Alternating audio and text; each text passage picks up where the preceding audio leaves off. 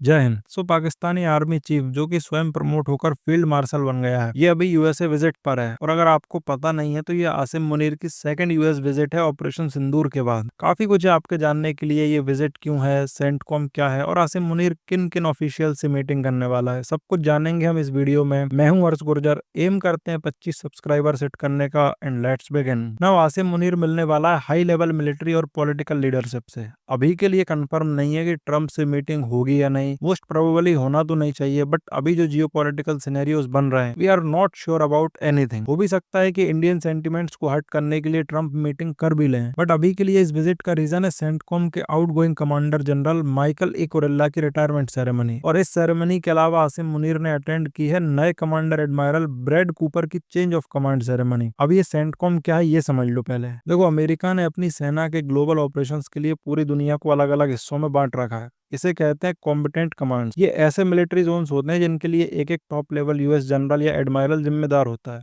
इस डिवीजन को अमेरिका ने यूनिफाइड कमांड प्लान के तहत बनाया है, ताकि अगर दुनिया में कहीं भी कोई मिलिट्री एक्शन करना हो तो पहले से तय हो कि किस रीजन की कमांड किसके हाथ में होगी। ये आप मैप में क्लियरली देख भी पाओगे। एक बात ध्यान देना, ये कोई यूएन या इंटरनेशनल एग्रीमेंट नहीं है, ये यूएसए का अपना मैप है जो उसने अपनी मिलिट्री प्लानिंग के हिसाब से बनाया है। और इसी प्लान का हिस्सा है सेंटकॉम यानी यूनाइटेड स्टेट्स सेंट्रल कमांड। ये सेंट्रल कमांड का मैप है और जो हाईलाइटेड कंट्रीज है वो सेंट्रल कमांड के अंडर आती हैं, मतलब एरिया ऑफ रिस्पॉन्सिबिलिटी में आती हैं। इसका हेडक्वार्टर्स टेम्पा फ्लोरिडा में है, लेकिन इसका ऑपरेशनल एरिया मिडिल ईस्ट और साउथ सेंट्रल एशिया तक फैला है। इसमें कई कंट्रीज आती हैं, फॉर एग्जांपल अफगानिस्तान इसी में आता है, पाकिस्तान इसी में आता है, Iran, Iraq, Syria, gulf countries भी इसी में आती हैं और सेंट्रल एशियन रिपब्लिक्स भी इसी के अंडर आते हैं। और इस सेंटकॉम का काम क्या है? सेंटकॉम का काम है इस रीजन में यूएस मिलिट्री ऑपरेशंस, ट्रेनिंग और सिक्योरिटी पार्टनरशिप्स को मैनेज करना और टेररिज्म काउंटर करना। अफगानिस्तान वॉर, गल्फ वॉर और आईएसआईएस के खिलाफ जो ऑपरेशंस हुए थे ये सब सेंटकॉम के अंडर हुए थे।